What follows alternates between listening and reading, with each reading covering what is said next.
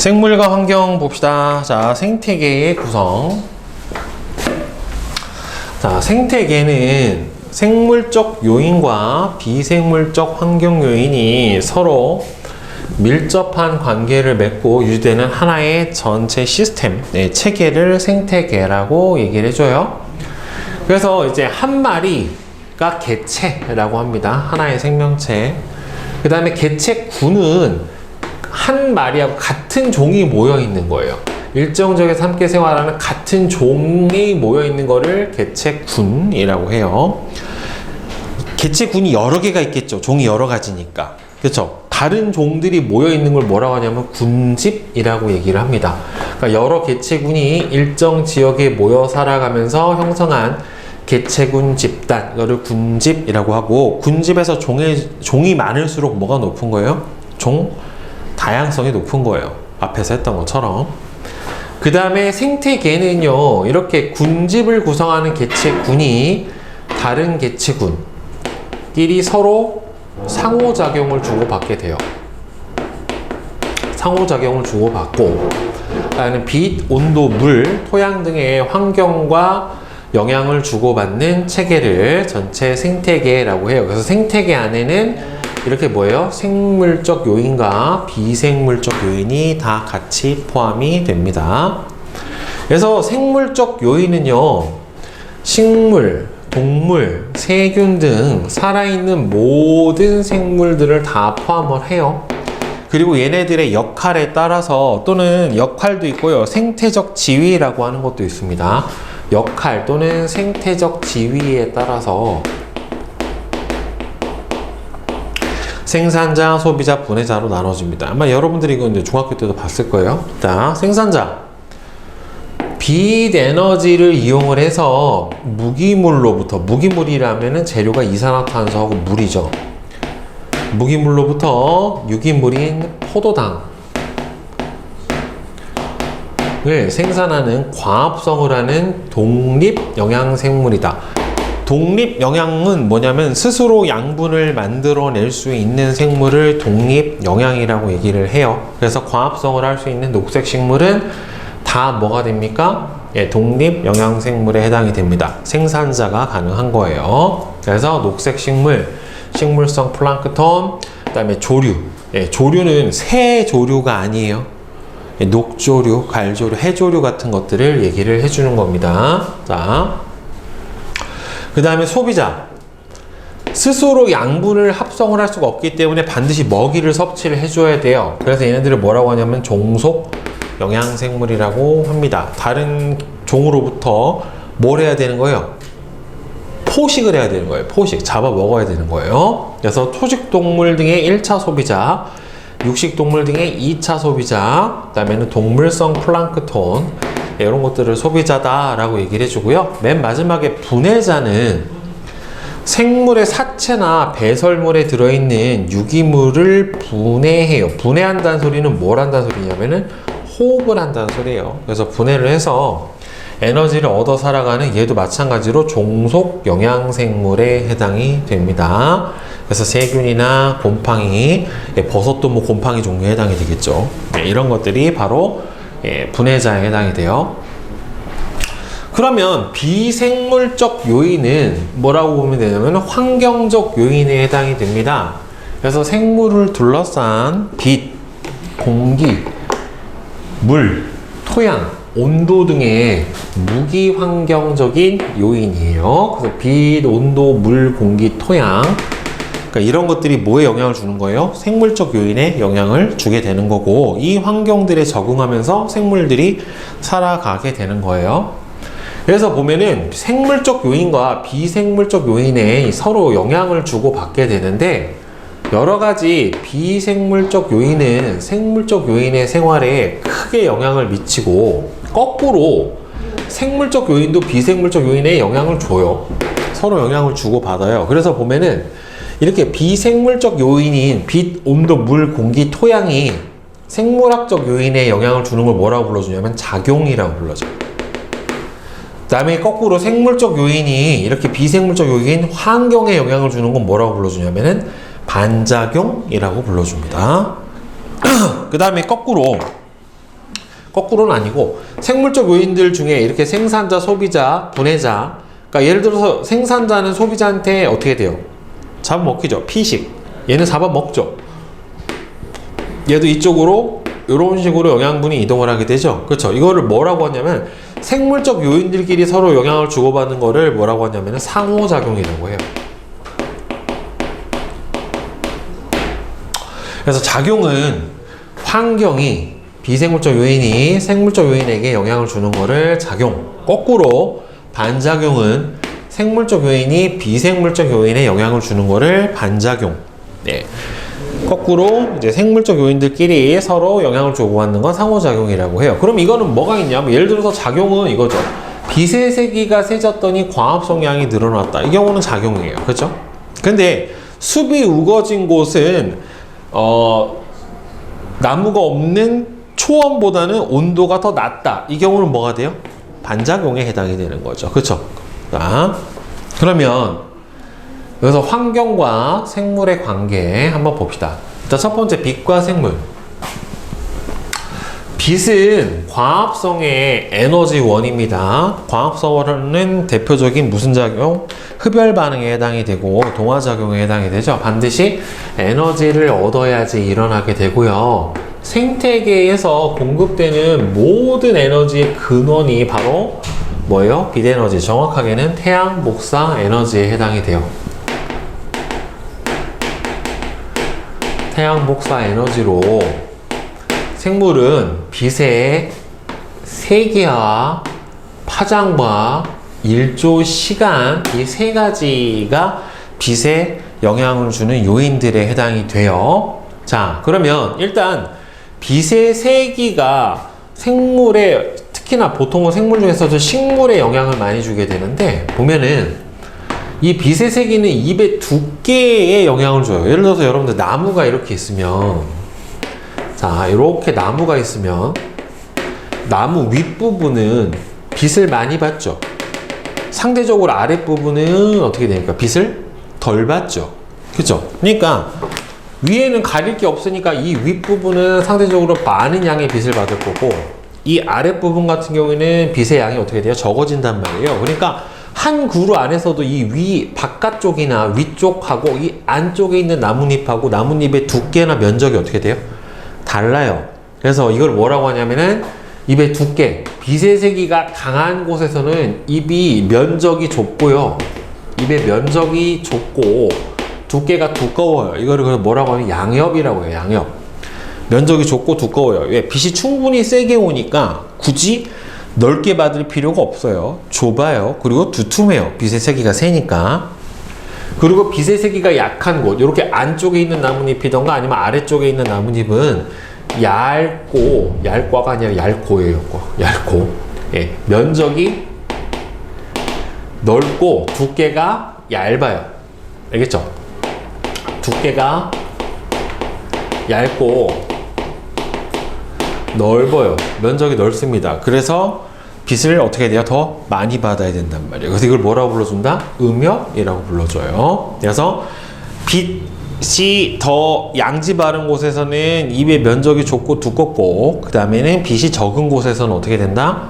잎이 얇고 넓다라고 해석을 해주면 됩니다. 그래서 빛의 세기에 따라서 잎의 두께가 다른 이유는, 일단은 빛의 세기가 아주 강한 곳은 광합성이 활발하게 일어나서, 자, 울타리 조직이 활발하다라고 돼 있는데, 이게 잎의 옆면이에요. 단면도로 보면은 표피가 있고, 표피 아래에 울타리 조직이 있고, 울타리 조직 아래에 뭐가 있냐면 해면 조직이 있는데, 이 울타리 조직하고 해면 조직에는 뭐가 많아요? 엽록체가 많아요.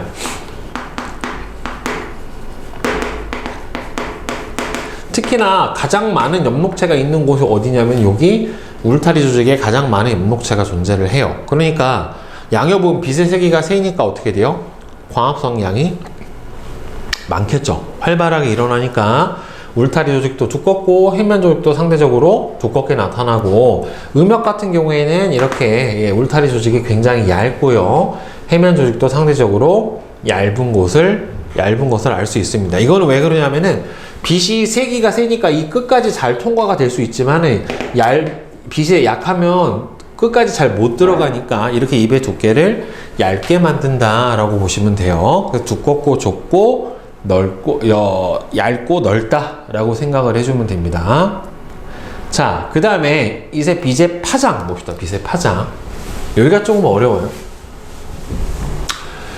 빗은 파장이 우리가 보통 가시광선을 기준으로 했었을 때요. 가시광선을 기준으로 했었을 때 적색부터 적, 황, 청, 빨, 주, 노, 초, 녹, 청, 자 이렇게 가요. 그러니까 빨, 주, 노, 초, 파, 남, 보 이렇게 간단 말이에요. 그러니까 빨간색에서 보라색 쪽으로 가면서 어떻게 되냐면은 파장 길이가 감소를 해요. 파장 길이가 점점 짧아지게 되는데 문제는 이렇게 파장 길이가 짧아지게 되면 뭐가 커지냐면은 투과력이 높아져요. 그러니까 더 깊은 곳까지 뚫고 들어갈 수 있어요. 투과력이 커지게 됩니다. 자, 그리고 여러분들 식물은 주로 자신의 색과 보색 관계에 빛을 흡수해서 광합성에 사용을 해요.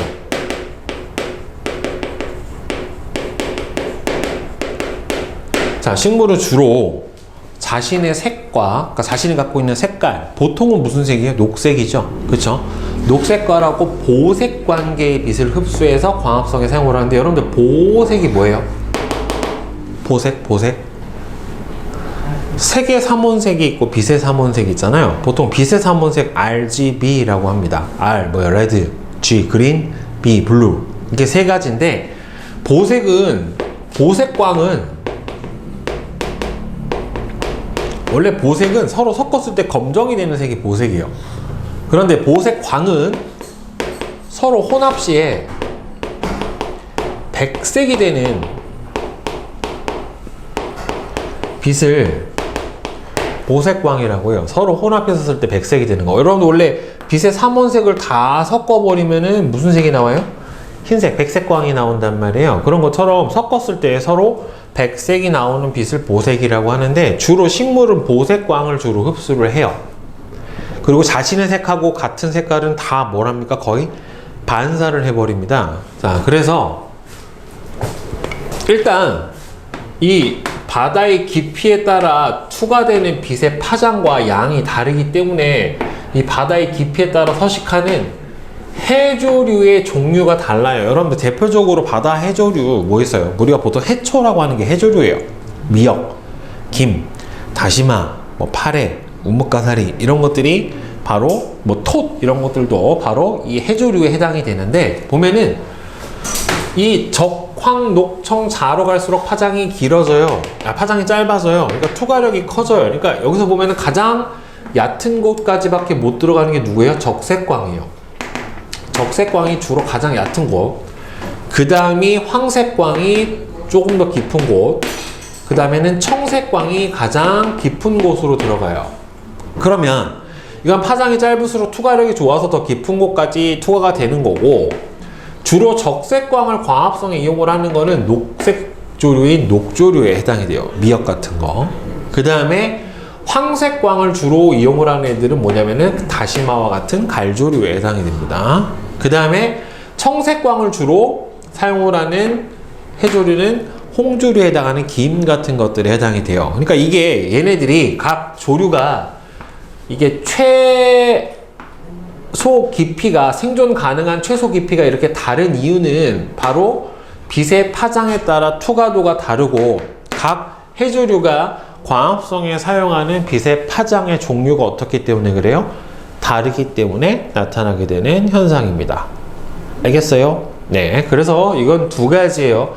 파장의 길이가 감소하면서 투과력이 커지는 것도 있고, 각 해조류마다 보통 자신의 보색에 해당하는 빛을 주로 광합성에 이용을 하기 때문에 바로 얘네들이 생존 가능한 최대 깊이가 어떻게 된다? 달라지게 된다라고 하는 겁니다.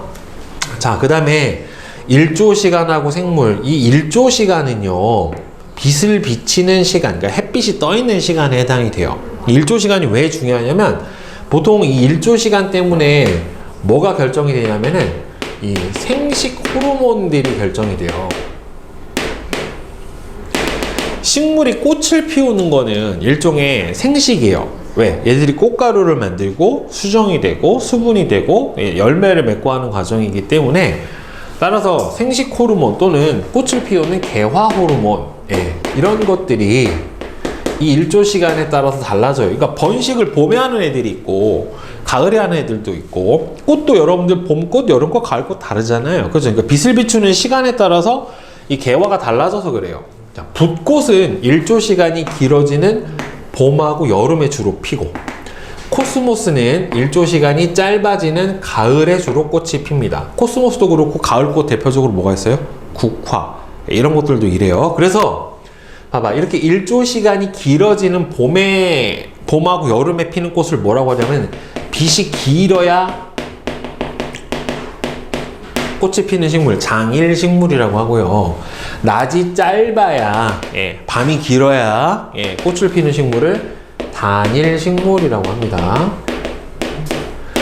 그래서 이거는 일조 시간에 따라서 꽃이 피는 개화 호르몬의 양이 달라지게 되는 거고요. 그 다음에 동물도 보면 대부분의 새는 일조 시간이 길어지는 봄에 성호르몬의 분비가 촉진돼서 알을 봄에 낳아요. 그러니까 번식을 보통 봄에 합니다. 근데 꾀꼬리하고 종달새는 일조 시간이 길어지는 봄에 번식, 송어랑 노루는 일조 시간이 짧아지는 가을에 번식하니까, 이거는 생식 호르몬이 만들어지는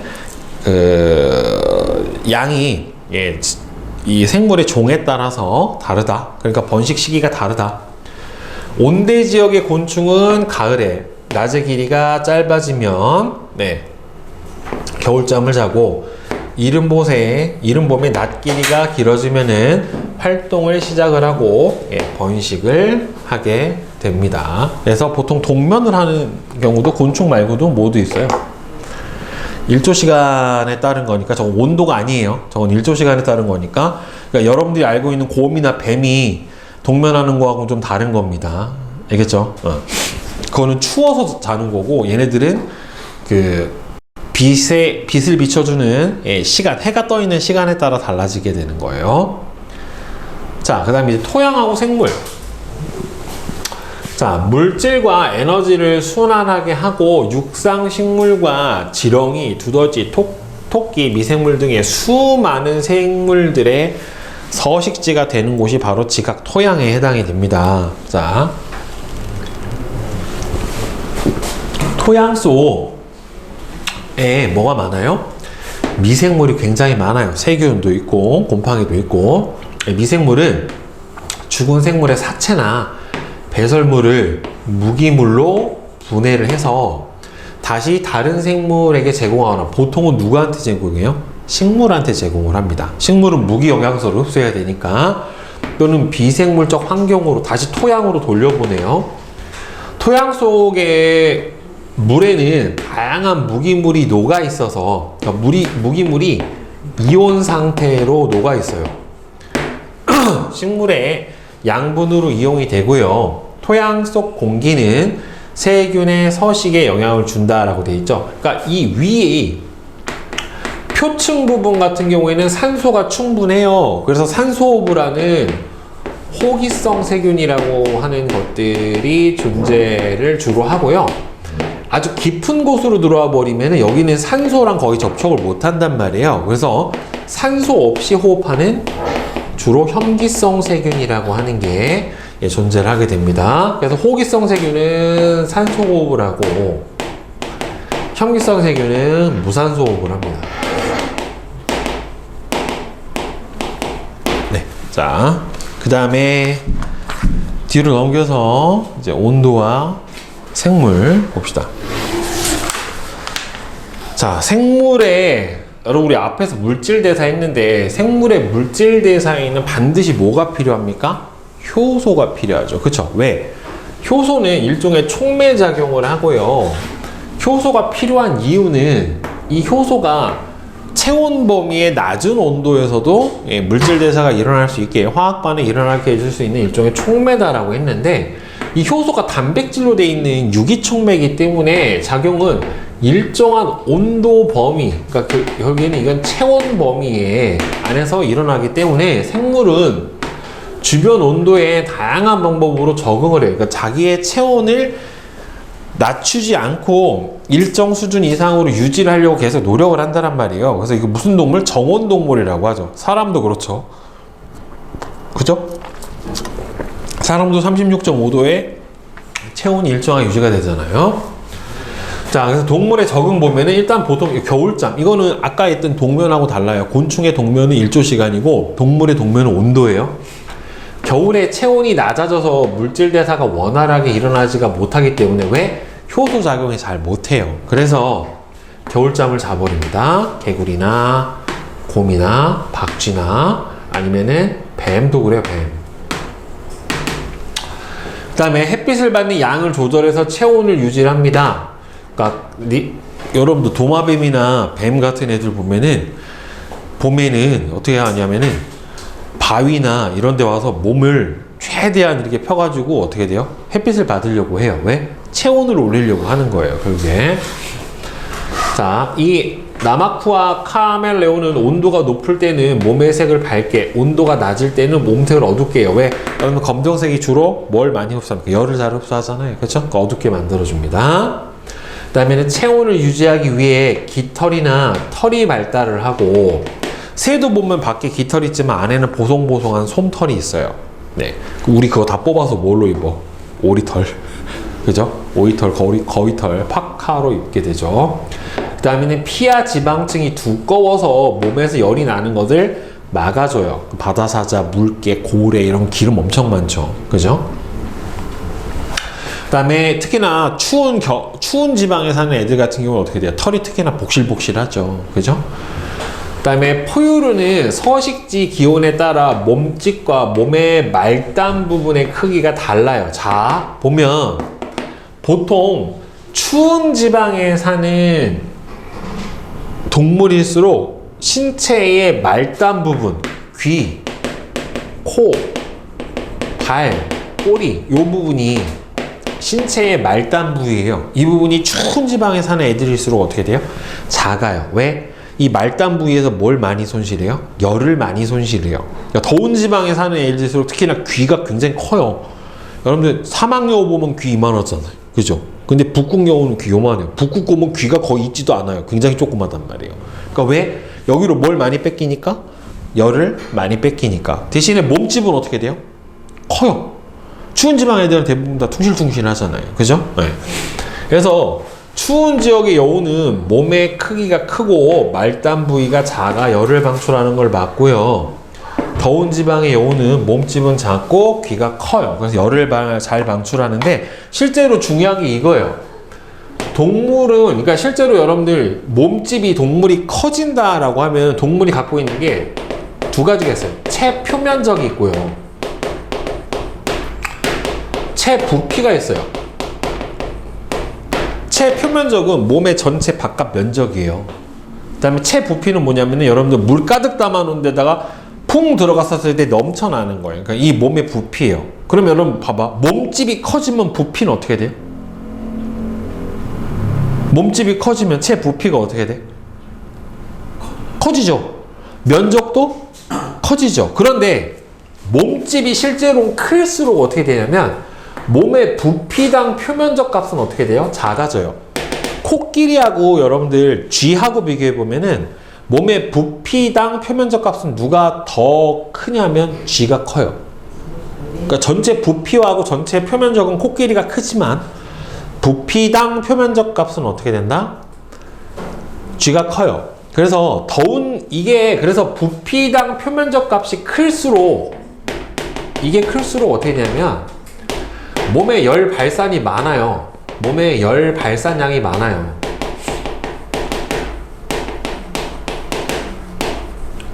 몸의 부피당 체표면적 값이 클수록 몸에 어떻게 되면 열을 많이 내뿜어요. 그래서 체온을 더 쉽게 낮출 수가 있기 때문에 이 더운 사막 지역이나 더운 지역에 사는 생물들 같은 경우에, 동물들 같은 경우에는 몸집이 작은 경우가 많고요. 그 다음에 추운 지역에 사는 애들은 저게 몸집이 커지면 오히려 부피당 표면적 값이 작아지니까 열을 잃어버리는 비율이 어떻게 돼요? 줄어들게 되는 겁니다. 결국에는. 자, 그 다음에 식물들도 온도에 적응을 해요. 기온이 낮은 툰드라는 뭐냐면은 한대 사막이에요. 한대 지역에 있는 사막. 시베리아 동토 같은 경우가 바로 이제 툰드라 지역에 해당이 되는데, 툰드라 지역에는 털송이 풀은 입에나 꽃에 털이 나 있어서 이 털로 일종의 보온 효과를 일으키게 돼요. 그 다음에 추위를 견디기 위해서 입을 떨어뜨린다. 이게 뭐예요? 낙엽이죠, 낙엽. 그렇죠. 입이 면적이 넓으면 열을 많이 뺏기니까 입을 다 떨어뜨려서 뭘 만들어요? 겨울 눈이라고 하는 걸 만들어요. 그 다음에 입의 큐티클층이, 밖에 보면 이파리가 반짝반짝한데 그게 큐티클인데, 얘가 두꺼워서 입이 떨어지지 않고 겨울을 나는 이런 걸 뭐라고 불러줘요, 여러분들? 상록수라고 하죠. 그죠? 그래서 동백나무, 사철나무, 소나무, 이런 것들은 입이 떨어지지 않습니다. 그 다음에 생물들이 살아가는 데는 반드시 뭐가 필요해요? 물이 필요합니다. 그래서 물은 생물체를 구성하는 성분 중 가장 많고요. 70% 이상이고, 물질 대사의 중요한 물질로 생물은 물에 다양하게 적응하면서 살아가요. 그래서 동물도 보면 몸속에 물을 보존하는 방향으로 몸의 구조를 변화시켜요. 수분 손실을 최소화하려고 합니다. 자, 곤충의 몸은 밖에가 어떻게 돼요? 반짝반짝하죠. 키틴질이라고 하는 걸로 돼 있어요. 그래서 안에 있는 뭘 막아요? 수분이 증발되는 걸 막아요. 그 다음에 조류의 알은 단단한 껍질로 쌓여 있어서 물의 손실을 막습니다. 그 다음에 사막에 사는 도마뱀, 뱀 등의 파충류는 비늘로 덮여 있어서 물의 손실을 막아요. 그러니까 어찌했든 어떻게 돼요? 수분의 손실을 최소화하려고 해요. 그 다음에 식물들 보면은, 그리고 또 이런 것도 있어요. 사막 쥐는 아주 소량의 진한 오줌을 배설을 해서 재흡수할 수 있는 물을 최대한 재흡수해서 굉장히 조금만 소변을 넣어요. 대신에 오줌이 아주 어떻게 돼요? 농축돼서 굉장히 진하겠죠, 결국에는. 네. 그 다음에 식물은, 사막에 사는 식물은 뿌리는 물을 잘 흡수하기 위해서 깊숙이 뻗어 있어요. 그러니까 이게 건조한 환경일수록 뿌리가 어떻게 돼요? 잘 발달해요. 그래야 물을 어떻게 되니까? 잘 흡수하니까. 그리고 입이 가시처럼 생겨서 물의 증발을 줄여요. 줄기에 물을 저장을 하는 저수 조직이라고 하는 게 발달되어 있어요.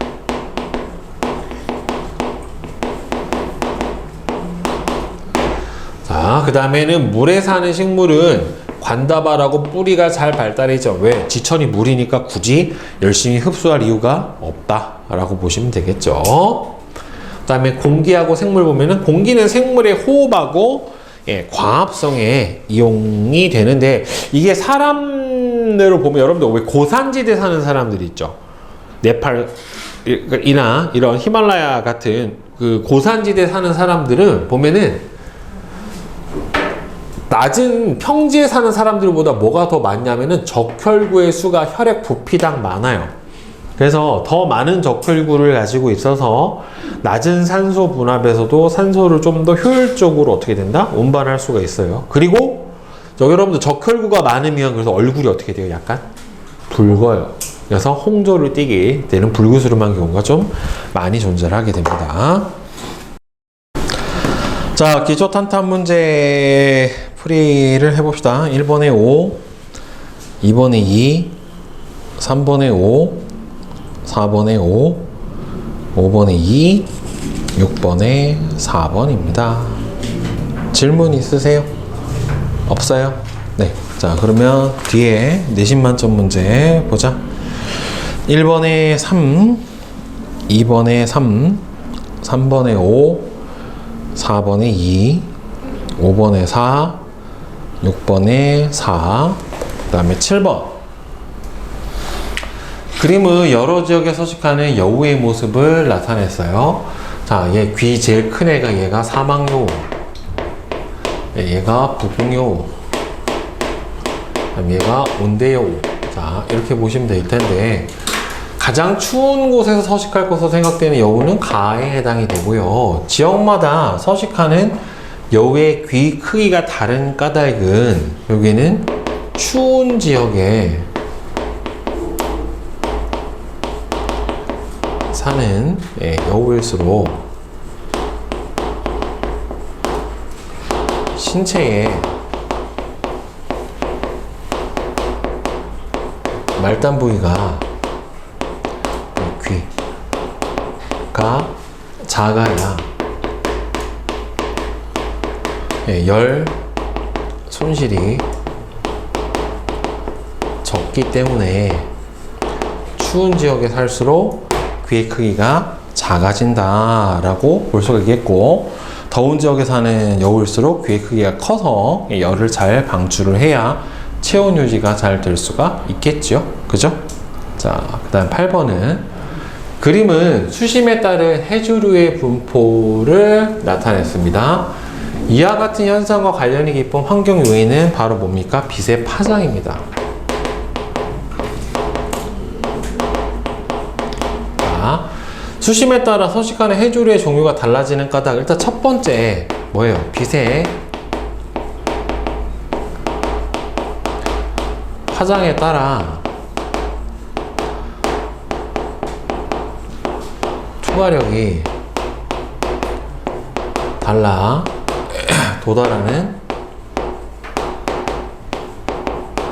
수심이 다르죠. 그죠? 그리고 두 번째로는 해조류마다 주로 광합성에 사용하는 빛의 파장이 다릅니다. 따라서 이 두 가지 이유 때문에 해조류마다 서식하는 주로 수심이 달라지게 되는 겁니다. 그 다음에 사막의 선인장처럼 수분이 적은 곳에서 생활하는 식물과, 그러니까 수분이 적은 곳에서 생활하는 식물은 주로 뭐가 잘 발달해요? 뿌리와 저수 조직이 잘 발달을 했고요. 잎이 가시 형태로 되어 있는 경우가 많고, 그 다음에 수중에서 생활하는 식물 같은 경우에는 뭐가 관다발이나 뿌리가 잘 발달하지 못했죠. 물이 충분하니까. 그죠? 네, 요게 주된 특징이다 라고 볼 수가 있을 것 같아요. 자, 질문 있으세요? 질문? 없어요? 오케이.